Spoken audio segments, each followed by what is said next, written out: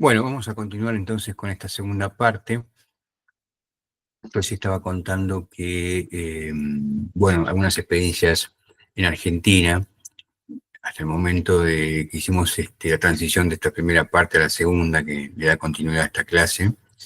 Le decía entonces que ustedes estén aquí viendo algunas experiencias de la utilización, en el caso de Argentina, de esos espacios que tenían un uso originalmente industrial, que fueron abandonados, que tienen alto nivel de contaminación, y los gobiernos de estas ciudades, de estos municipios, los utilizaron para distintas finalidades, por ejemplo, programas de educación ciudadana, eh, recuperadores urbanos especializados en reciclaje, eh, actividades didácticas, con los niños fundamentalmente para destacar la importancia que tiene la separación de residuos, y en el caso del municipio de Bahía Blanca, ese mismo espacio fue utilizado para el diseño y la implementación de una compostera comunitaria. Como decíamos hace un instante, la generación de abonos en forma natural, recuperando los residuos, dando la utilidad a los residuos orgánicos. El otro elemento que se incorpora al paisaje urbano son lo que llaman waterfronts, ¿no? Literalmente es una traducción, los frentes de agua. Nosotros hemos visto que en el caso de las ciudades industriales era muy importante la cercanía a una fuente de energía, a una fuente de un medio acuático, perdón, primero como fuente de energía, se utilizaba la energía hidráulica, y también para facilitar o permitir la exportación e importación de bienes y de materias primas.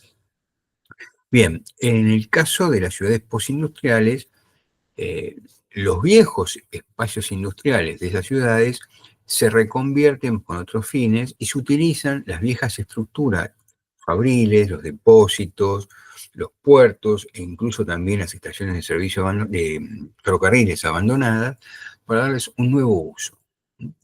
Y eso, obviamente, todas están sobre un frente acuático, ¿no? Un lago, un río, incluso el mismo mar. Eh, entonces, los waterfronts son frentes de aguas que antes eran zonas portuarias o industriales, se transforman en distritos de ocio, residenciales o de negocio. Vayan pensando ustedes si les rememora esto algún caso en Argentina, bueno, en Buenos Aires más precisamente. El agua pasa de ser un elemento logístico a uno estético y de valor inmobiliario. Decíamos recién que era muy importante para la logística en las ciudades industriales, porque por ahí entraban las materias primas, salían los productos elaborados, pero aquí cobra un elemento, o cobra valor como un elemento estético, y le da valor inmobiliario, porque fundamentalmente estas zonas se dedican a estas nuevas zonas que antes eran áreas industriales, se reciclan como lugares residenciales o lugares de ocio y entretenimiento. Hay un ejemplo típico que se llaman los Docklands de Londres, la zona del puerto sobre el Támesis, donde estaban los viejos depósitos del puerto de Londres, que pasan de ser de muelles industriales a un distrito financiero global, donde están radicadas ahí las actividades financieras globales de la ciudad de Londres. Entonces aquí tienen el paisaje de lo que era la zona portuaria, de los Docklands de Londres, y su reciclaje, aprovechando toda esa estructura portuaria en lugares residenciales, lugares de ocio y entretenimiento, y también como parte del distrito financiero de Londres. Hay un caso en Argentina también, seguramente les debe estar dando vuelta por la cabeza, ¿no? Ahora, que es el barrio de Puerto Madero, en Buenos Aires, muy similar también, de un puerto obsoleto, un puerto que quedó desfuncionalizado porque era muy pequeño, un diseño que quedó rápidamente en desuso, a un centro residencial, gastronómico, cultural y de negocios, como es en la actualidad, manteniendo cierta estructura básica, en su forma, pero reciclándose, refuncionalizándose en sus usos. Esto es un waterfront.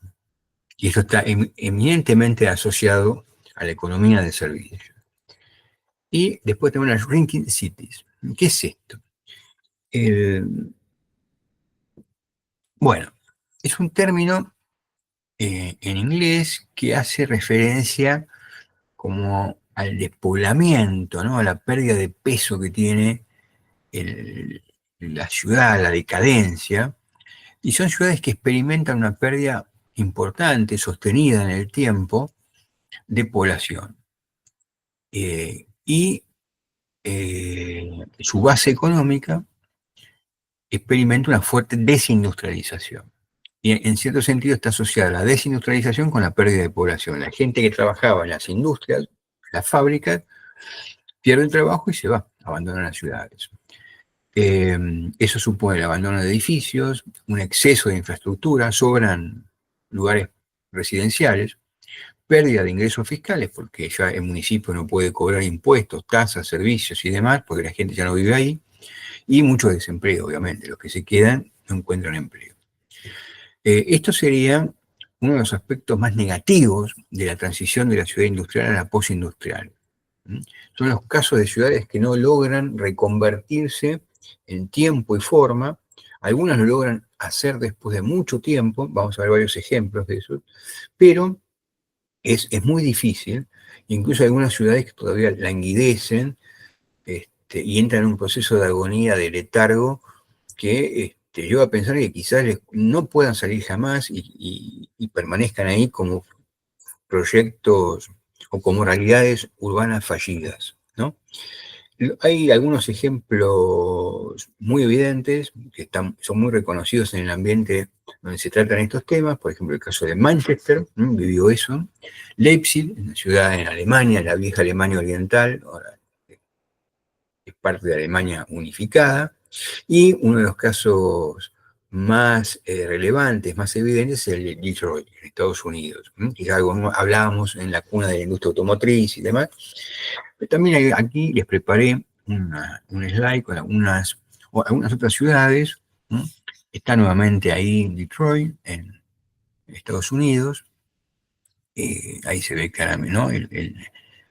Típica imagen de espacio decadente, de ruido, ¿no? De las viejas fábricas.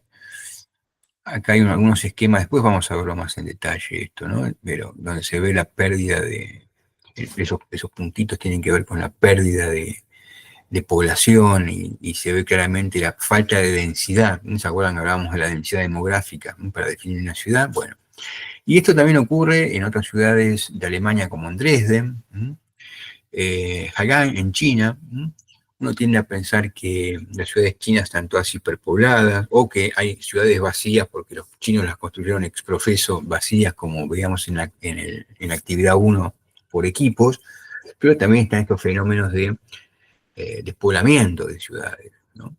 Y en el caso de Japón, también una ciudad muy conocida que es Sapporo, que también pasó por este fenómeno de Ring City, ¿no? Ring Cities.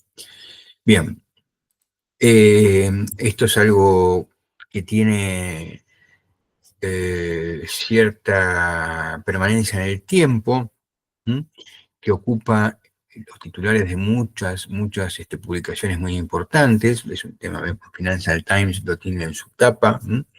Hablan de la contracción de las ciudades y el descenso de la población en las zonas industriales del mundo.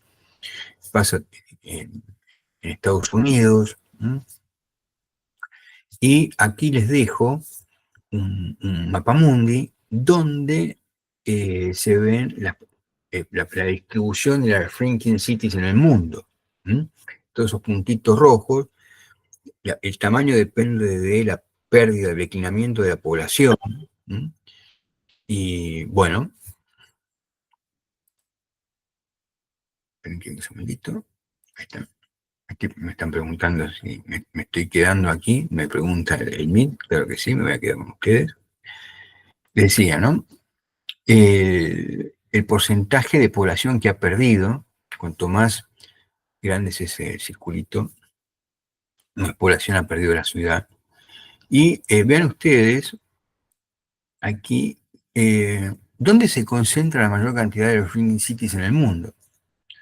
Los ring cities se concentran en Europa y en Estados Unidos en la costa este, suroeste, y un poco extendiéndose hacia el centro hacia el medio oeste, pero fundamentalmente es un fenómeno de la costa este de Estados Unidos.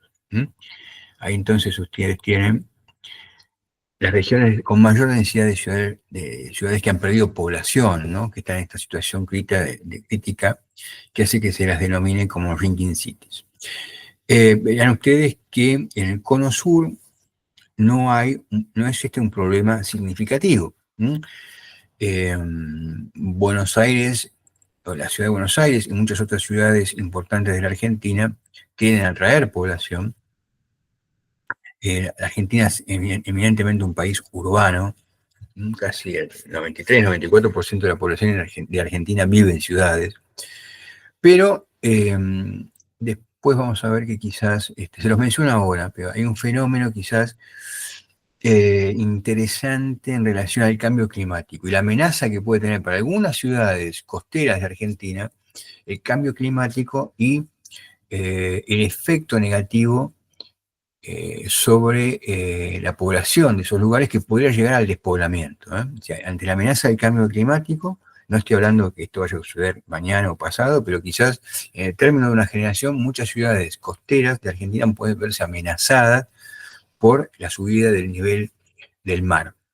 Y eso, amenazar la vida, puede provocar inundaciones, fenómenos meteorológicos que atenten contra la permanencia de buena parte de la población en esas ciudades y generar un éxodo hacia ciudades del interior del país.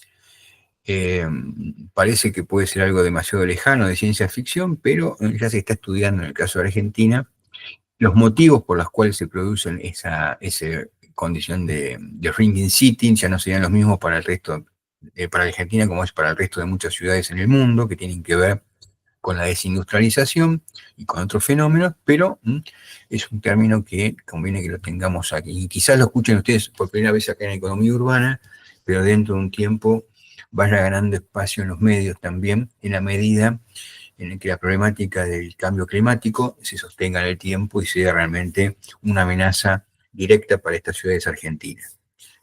Por decir alguna, por ejemplo, Mar del Plata, o algunas ciudades costeras de la provincia de Buenos Aires, o algunas un poco más al sur, Puerto Madryn, todas esas ciudades.